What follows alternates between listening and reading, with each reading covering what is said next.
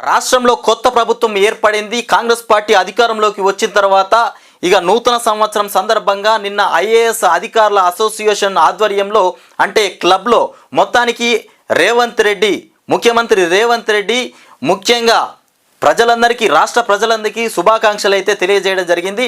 ఇంకొక విషయం ఏంటంటే ఈ నూతన సంవత్సరంలో కాలు పెడుతున్నటువంటి సందర్భంగా ఇచ్చినటువంటి హామీలన్నీ మేము తప్పకుండా నెరవేరుస్తాం.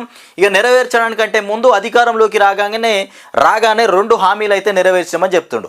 ఒకటి ఉచిత బస్సు, ఇంకొకటి ఆరోగ్యశ్రీ బీమా ఏదైతే ఉందో ఆ 2 అయితే నెరవేర్చిండ్రు. ఇందులో ముఖ్యంగా ఈ ఆరోగ్యశ్రీ బీమా అనేది పక్కన పెట్టేస్తే మహిళలకు ఉచిత బస్సు సౌకర్యం ఏదైతే ఉందో దాంతో కొన్ని గందరగోళ పరిస్థితులు అయితే ఏర్పడుతున్నాయి. మొత్తానికి అంటే ఉచిత బస్సు పెట్టినందుకు మొన్న కరీంనగర్లో ఒక మహిళ అమ్మాయి 2 రోజులు బస్ ఎక్కి తిరిగిందట కాలేజీకి పోకుండా. వాళ్ళ అమ్మమ్మ వాళ్ళ ఇంటికి పోయి ఆయనతో 2 రోజుల దాకా ఇంటికి పోతే నన్ను స్కూల్కి పంపిస్తారో అనేటువంటి బాధతోని ఆ బస్సులనే తిరిగిందట 2 రోజులు.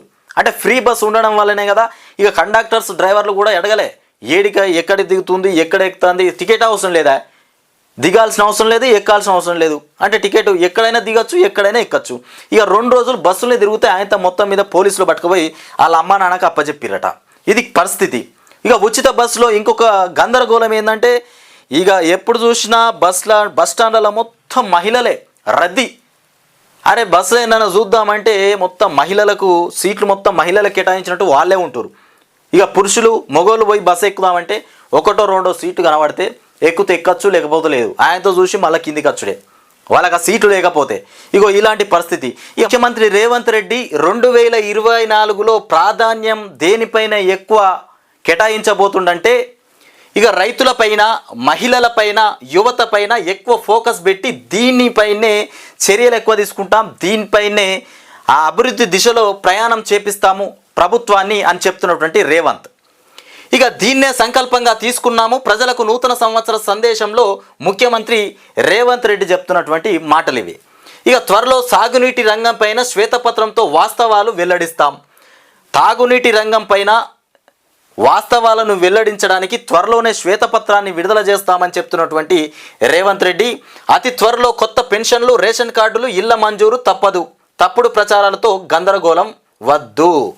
ఇక అతి త్వరలోనే ఈ దరఖాస్తుల విషయంలో గందరగోళం ఏదైతే వినిపిస్తుందో రావని వస్తాయని ఈ మాటలన్నీ ఎవరు వినద్దు. వాటి మీద మంచి క్లారిటీతో ఉండుర్రి. మేము ఖచ్చితంగా అన్నీ అందిస్తాం. మీకు కావాల్సిన పథకాలు, మీకు ఇచ్చినటువంటి హామీలను మొత్తం నెరవేరుస్తాం. ముఖ్యంగా పెన్షన్లు, ఇల్లు, రేషన్ కార్డులు వీటిపైన తప్పుడు ప్రచారాలు ఎవ్వరు చేసినా కానీ నమ్మకుర్రి. మేము చేసే పని అయితే మేము చేస్తాం. ముఖ్యంగా చేసేది ఏంటంటే లోక్సభ ఎన్నికల ముందైనా కావచ్చు, లోక్సభ ఎన్నికల తర్వాతనైనా చేయొచ్చు, కానీ మీరైతే ఆగం కావద్దని చెప్తుండు. అంటే ఇక్కడ రేవంత్ రెడ్డి ఒక్కటి విషయం ఏంటంటే ప్రజలంతా నమ్ముకొని ఓటేస్తే ఈ ఇచ్చినటువంటి 6 హామీలలో 2 హామీలు నెరవేర్చినా అని చెప్పినాం. ఆ 2 హామీలతోని ఏ లాభం కూడా జరగలే ఇంతవరకు. ఇక ఉచిత బస్సు పెడితే దానివల్ల ఆ ఉచిత బస్సు వల్ల ఎవ్వరు కూడా ఆనందంగా సంతోషంగా జీవించినటువంటి అంశాలు అయితే లేవు. ముఖ్యంగా ఉచిత బస్సు అయినా ఇక్కడ ఆటో డ్రైవర్లకు మొత్తం గిరాకీ లేకుండా పోయింది. ఈ ఉచిత బస్సు వల్ల ఆటో డ్రైవర్లు మొత్తం ధర్నాకు, రాస్తారోకలకు మొత్తానికి వ్యతిరేకమైపోయారు. అది ప్రభుత్వానికి ఈ ఉచిత బస్సు చేయవట్లే. మహిళలకు కూడా ఇబ్బందికరమైనటువంటి పరిస్థితి ఏర్పడ్డది ఈ ఉచిత బస్సు వల్ల. ఇక ఈ గందరగోళ పరిస్థితి, ఈ అబద్ధపు ప్రచారాలను ఎవ్వరు కూడా నమ్మద్దని చెప్తున్నావు కదా రేవంత్ రెడ్డి. ఇచ్చినటువంటి ఈ 6 హామీలు, ఈ గ్యారెంటీలు ఏవైతే ఉన్నాయో ఈ 100 రోజులల్లో నువ్వు పూర్తి చేయాలి. పూర్తి చేస్తేనే ఈ ప్రజలు ఓటేసిన దానికి మీరు ప్రతిఫలంగా వాళ్ళు సంతోషాన్ని వెదజల్లే అంశం కూడా ఉంటుంది. ఒకవేళ మీరు ఈ హామీలు అయితే నెరవేర్చకపోతే మాత్రం ఇక పరిస్థితి ఏందో ఇక మీరే ఆలోచించాలి. ఇక రాష్ట్ర ప్రజలకు సీఎం రేవంత్ రెడ్డి నూతన సంవత్సర శుభాకాంక్షలు తెలిపారు. 2024ను రైతు, మహిళా, యువత నామ సంవత్సరంగా సంకల్పం తీసుకున్నామని ప్రకటించారు. ప్రజాపాలనకు అనుగుణంగా వ్యవస్థ పునర్వ్యవస్థీకరణ జరుగుతోందని, కార్యనిర్వాహక వ్యవస్థలో మానవీయత జోడించే ప్రయత్నం చేస్తున్నామన్నారు. ఆదివారం సీఎం ప్రజలకు ఇక విడుదల చేసినటువంటి సందేశం ఆయన మాటల్లోనే అంటూ ఇక ఆ హామీలు నిలబెట్టుకున్నాం. నిర్బంధాలు ఇనుప కంచెలను తొలగించాం, పాలనలో ప్రజలను భాగస్వాములను చేశాం, ప్రజాస్వామ్య పునరుద్ధరణ ఇక పౌరులకు స్వేచ్ఛ ఉంటుందన్నటువంటి అంశం. ఇక ఇక్కడ ఇనుప కంచెలను తొలగించాం, పాలనలో ప్రజాస్వాములను భాగస్వాములను చేశాం, ప్రజలను భాగస్వాములను చేశాం. ఇనుప కంచెలను తొలగించినవు, ప్రజా దర్బార్ పెట్టినవు. అక్కడికి పోతే ప్రజా దర్బార్లో మంత్రులు ఉంటలేరట, మీరు కూడా ఉంటలేరట. ముఖ్యమంత్రి రేవంత్ రెడ్డి ఇక అధికారులు వాళ్ళు ఏం తీసుకుంటుర్రో ఏం చేస్తుర్రో కూడా తెలియదు. దరఖాస్తులు అయితే వెల్లువెత్తుగా పోతూనే ఉన్నాయి. ఇక ఇనుప కంచెలు గొల్లగొట్టినామని ఫస్ట్ గెలవంగానే ఈ కంచెలు అయితే బద్దలు కొట్టినాం. ముఖ్యంగా ఎందుకంటే అది ఫ్రీగా వచ్చింది, దానికి ఖర్చు లేదు, దానికి పైసలు పెట్టాల్సిన అవసరం లేదు. ఇక మాట నిలబెట్టుకోవాలి. తెలంగాణ రాష్ట్రంలో కేసీఆర్ కట్టినటువంటి కంచెలను ఊలగొట్టినామని అదొక ప్రగల్భాల కోసం దాన్ని అయితే ఊలగొచ్చినావు. అది ముఖ్యంగా ముంగటేసుకున్న పెద్ద పని అది. ఇక రైతుల కోసం రైతు, మహిళ, యువత ఈ మూడింటి మీద ఫోకస్ పెడతా అని చెప్తున్నావు కదా. ముఖ్యంగా రైతుల గురించే చూద్దాం. రైతులకు రైతు బంధు ఇంతవరకు వల్లే. రైతులు వాళ్ళ ఇష్టం ఉన్నట్టుగా పైసలు ఎక్కువనో అప్పులు తెచ్చుకోనో నగలు కుదబెట్టుకోనో ఏదో రకంగా ఉన్న పైసలో లేని పైసలో జమ చేసుకొని పంట సాగు చేసుకుంటారు. ఆల్రెడీ విత్తనాలు వేసే సమయం అయితే ఏర్పడ్డది. సాగు చేసుకున్నారు, కొన్ని చోట్ల నాట్లు కూడా పడ్డాయి. వాళ్ళ పని మీద వాళ్ళు ఉన్నారు. ఇక మహిళల విషయానికి వస్తే మహిళలకు ఏం జరగలే, ఒక ఉచిత బస్సు తప్ప. ఇక ఈ మహాలక్ష్మి ఏది మన 2500 పెన్షన్స్ ఇవన్నీ ఇంకా కూడా రాలే. ఇక డిఎస్సి యువత కోసం పాటుపడతా అంటున్నావు కదా. ఇక ఉద్యోగాలకు సంబంధించి డిఎస్సి ప్రకటన, డిఎస్సి త్వరలో వేస్తా అని చెప్పినావు. ఆల్రెడీ ప్రక్షాళన జరుగుతుందని చెప్పినావు. అందులో ముఖ్యంగా ఎన్ని పోస్టులు ఉన్నాయంటే 5089 5089 ఖాళీలు ఉన్నాయట. ఆ ఖాళీలను పూర్తి చేస్తా అని చెప్తుండు. ఇక ఏమన్నా ఉంటే ఇక మిగతాయి కూడా ఒకవేళ ఖాళీ వేయాలనుకుంటే పదోన్నతులు కల్పించదుంటే కొన్ని పదోన్నతులు కూడా కల్పిస్తా అని చెప్తుండు. ఇక ఇవన్నీ లోక్సభ ఎన్నికలు జరిగిపోయిన తర్వాతనే, అవి ఎప్పుడైతాయో ఏం కథనో ఎదురు చూడాలి మీరైతే.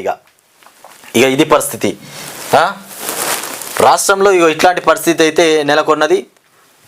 ఇక మొత్తం మీద అసత్య ప్రచారాలతో గందరగోళం అసలే వద్దు, అసత్య ప్రచారాలతోని గందరగోళం అసలే వద్దని చెప్తుండు. ఇక హామీని నిలబెట్టుకున్నాం, 6లో 2 గ్యారెంటీలు అమలు చేశాం, కొత్త ఏడాదిలో మిగతా గ్యారెంటీల అమలుకు సిద్ధంగా ఉన్నాం, అభివృద్ధిలో రాష్ట్రం అగ్రభాగాన ఉండాలన్నది మన ప్రభుత్వ ఆకాంక్ష. అగ్రగామిన ఉంటుందా చూద్దాం. ఇక యువత భవితే ప్రాధాన్యం, ఆధునిక సాంకేతిక పరిజ్ఞానాన్ని యువతకు అందించి వారి భవిష్యత్తుకు గ్యారెంటీ ఇచ్చేటువంటి దిశగా ఆలోచన చేస్తున్నాం. ప్రాథమిక విద్య నుంచి ఉన్నత విద్య వరకు ప్రక్షాళనకు ప్రభుత్వం సిద్ధంగా ఉంది. రైతుల విషయంలో ఇచ్చిన మాటకు కట్టుబడి ఉన్నాం. ఇక సాగునీటి వినతిపై త్వరలో శ్వేతపత్రం కూడా విడుదల చేస్తామని చెప్తుండు. గత ప్రభుత్వంలో చిన్న భిన్నమైనటువంటి రాష్ట్ర ఆర్థిక పరిస్థితిని ఇక పరిపుష్టం చేసి దిశగా అడుగులు వేస్తున్నాం. ఆర్థిక విద్యుత్ రంగాల్లో వాస్తవ పరిస్థితులను శ్వేతపత్రాల ద్వారా మీ ముందు ఉంచుతాం. ఇక త్వరలో సాగునీటి రంగంలో జరిగిన అవినీతిపై శ్వేతపత్రంతో వాస్తవాలు వెల్లడిస్తాం. గత ప్రభుత్వంలో జరిగిన అవినీతిపై చర్యలు తీసుకుంటామని కూడా, దోపిడీకి గురైన తెలంగాణ ప్రజలు సంపదను తిరిగి రాబడతామని మాట ఇచ్చాం. ఆ దిశగా చర్యలు చేపట్టుతామని కూడా చెప్తున్నటువంటి రేవంత్ రెడ్డి. ఇగో ఈ విధంగా ఇన్ని మాటలు అయితే చెప్తాడు. ఈ మాటలన్నీ నిజమైతేయా కావా? కొత్త సంవత్సరంలో కాలు పెడుతున్నాము, మేము అనుకున్న పనులను చేస్తాం, 6 గ్యారెంటీలను అమలు చేస్తాం, 2 గ్యారెంటీలు ఆల్రెడీ అమలు అయిపోయినాయి, ఇక మిగతాయి కూడా అమలు చేస్తామని చెప్తుండు. ఈ గందరగోళ పరిస్థితిలో అబద్ధపు బూటకపు మాటలు ఎవ్వరు నమ్మద్దని చెప్తుండు. చూద్దాం ఇవి లోక్సభ ఎన్నికలకు ముందే వస్తాయా? లోక్సభ 100 రోజులలో ఆల్రెడీ గ్యారెంటీలు పూర్తి చేస్తామని చెప్పారు, మాట ఇచ్చారు. ఇక చేస్తారా చేయరా అయితే చూడాలి. బుజ్జి కన్నా రేవంత్ రెడ్డి మొత్తం మీద రాష్ట్ర ప్రజలను నువ్వు ఆగం చేస్తావా, లేకపోతే ఒక దారిన పెడతావా? కేసీఆర్ను వద్దనుకున్న రాష్ట్ర ప్రజలకు రేవంత్ రెడ్డి కావాలనుకుని ఎంతో కొంత ఓట్లయితే పడ్డాయి. కొన్ని చోట్ల రేవంత్ పైన అభిమానంతోన, ఇక కేసీఆర్ మీద వ్యతిరేకతతోన మొత్తం మీద కాంగ్రెస్ పార్టీ అధికారంలోకి వచ్చింది. ప్రజలకు మీరు ఏం చేస్తారనేది అయితే చూద్దాం.